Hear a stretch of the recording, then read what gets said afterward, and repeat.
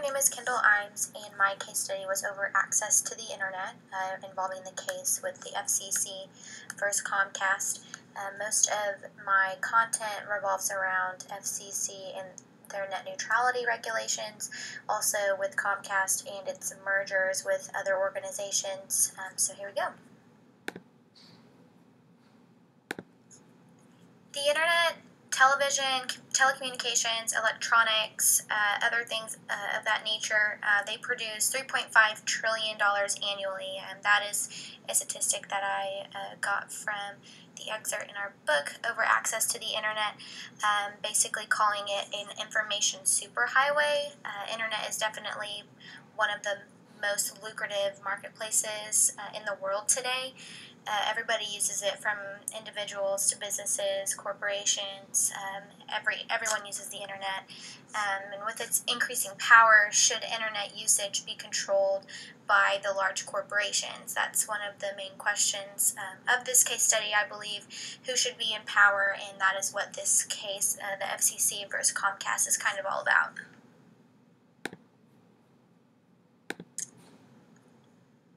In 2010, an organization, the Free Press, filed a complaint against Comcast for interfering with their internet users' accessibility. This is where the FCC decided to take Comcast to court, where eventually the United States Court of Appeals ruled in favor of Comcast. This allowed internet companies to regulate their customers' internet accessibility. This opposed the FCC's idea of allowing access to everyone, keeping the right to the internet open to every individual. By controlling what we're allowed to see or how fast we're allowed to see it, this poses many ethical complications. Should Comcast have the right to regulate what their customers are able to access on the internet?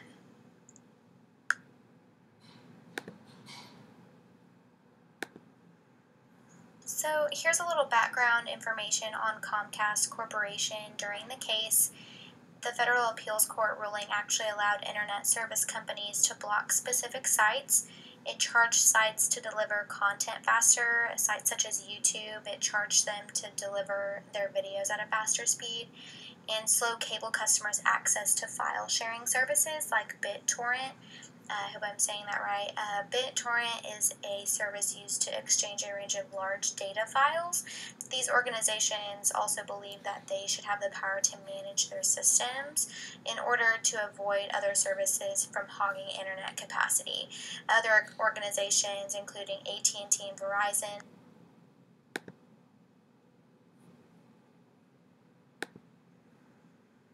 So the Federal Communications Commission developed a national broadband plan, keeping the internet open to everyone. They wanted net neutrality, in which all internet content is to be treated equally by network providers. This is a big thing that I focused on. I didn't just want to focus on the individual case itself, but actually expand on the Federal Communications Commission and their net neutrality situation. I know that there had been, up until this year actually, a lot of protesting and things saying that they were trying to steal the internet away from consumers. But originally, the FCC's goal was to protect equal access to all consumers. The court ruled that they didn't have jurisdiction over Comcast internet service, so basically they said that you don't have the right to control their users' internet access any more than they do. So that's why Comcast won in that argument.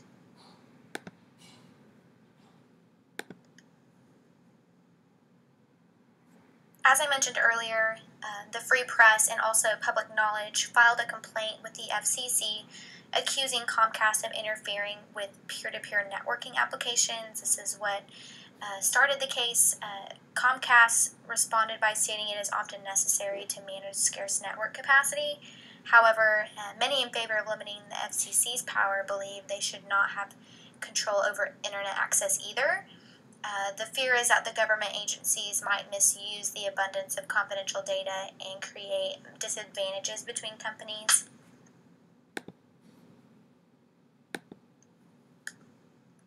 Organizations involved. Comcast had been in the media frequently after the FCC case. They had many rumored mergers planned with other service providers.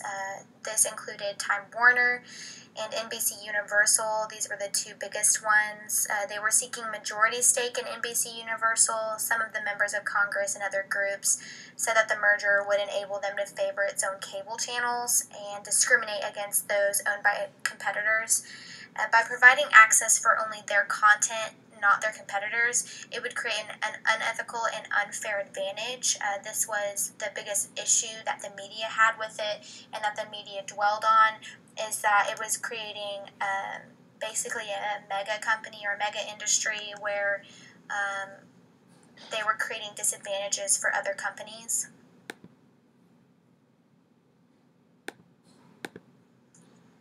This is the best illustration I found that really conveys Comcast and its merger's message of getting rid of net neutrality. It says, time to reboot the web. This really hurts consumers and small businesses in the fact that they are basically giving up their right to access the internet, and they're losing it to these big companies. For the ethical concerns part of my presentation, I basically just asked myself a set of questions. I thought that these questions applied to the case. So the first being, should Comcast and other internet service companies be able to control their consumers' access? Although they are spending a lot of money to ensure fast and easy access, I'm not 100% confident in their intentions for doing so. They can say that they have the consumers in mind. However, if they actually follow through is another thing. This just leaves a lot of room for ethical error, I think. And also, is it ethical to control the right to access the internet whenever or wherever consumers want? And can you put a price on that? To increase broadband adoption, which I found on one of my sources, more income is necessary. However, it is not fair to consumers or service or content providers to create this kind of disadvantage.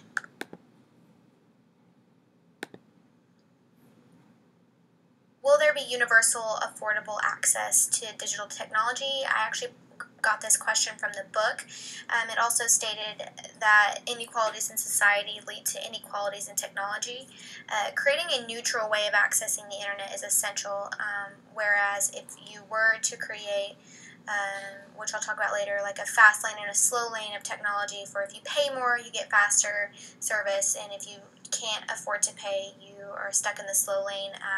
So basically, being able to just create a neutral way of doing it is the best way. However, it's just difficult to figuring out the most ethical way to do that. And can one justify allocation of electronic resources to all parties without discrimination? There will always be bias that slips through the cracks, I think, with these companies. Someone's always going to, slip some money under the table to try and, get a better service. But it is almost impossible to have the power to allocate but keep all parties on the same level. That's why keeping it neutral is the best way to go.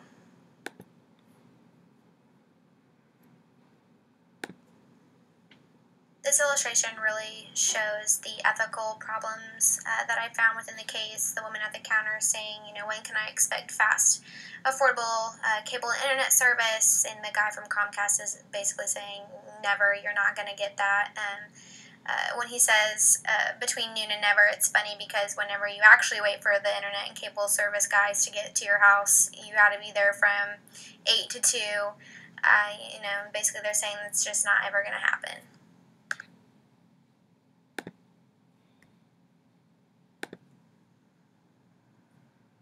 FCC net neutrality. This is the one thing that, like I said earlier, I wanted to focus on the most, and within the case, I thought it was one of the most important things that ended up falling out of it. In 2014, RT America released a segment over the FCC's retraction of its net neutrality stance. Internet service providers would be permitted to charge content providers for faster user downloads, which the FCC originally did not agree with. They also wanted to implement a two-tiered system, which would make it harder for providers who don't pay to grant users access to certain content. I thought this video was one of the most useful things when explaining the FCC's stance on all of this, and so I would definitely give that a look really quick.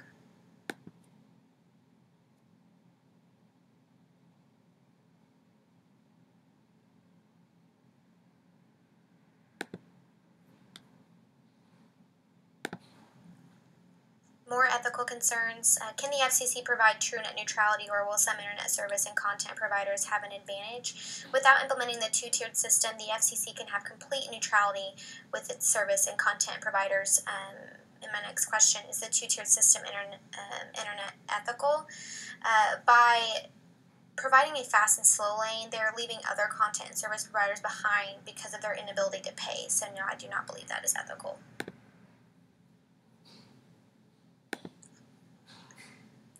This illustration really shows the ethical complications I found within the FCC and their idea of the two-tiered internet. It shows the horse jockeys on the horses basically in a race such as the Preakness. Did you hear the news? No, what's up? The FCC may be messing with the internet. There's a proposal for a two-speed web with a fast lane for certain businesses. But if you add a fast lane, as it says at the end, you're in danger of ruining the whole thing. So basically, if you provide a way for people to pay and have faster service, you're basically just going to ruin the idea of the internet.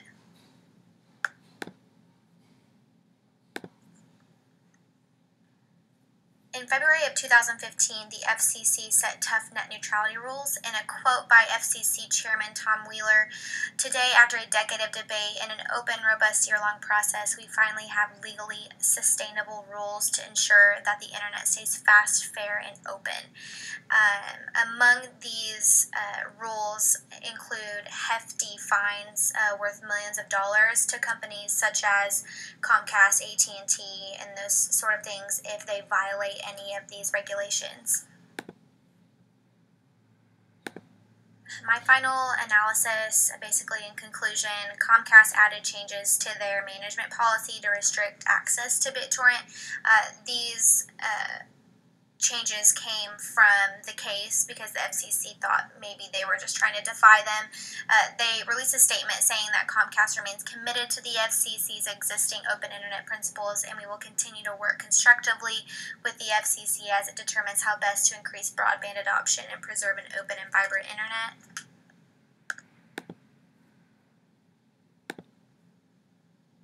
The FCC implemented its net neutrality rules this past February and ensures internet users that their usage will be kept equal and safe.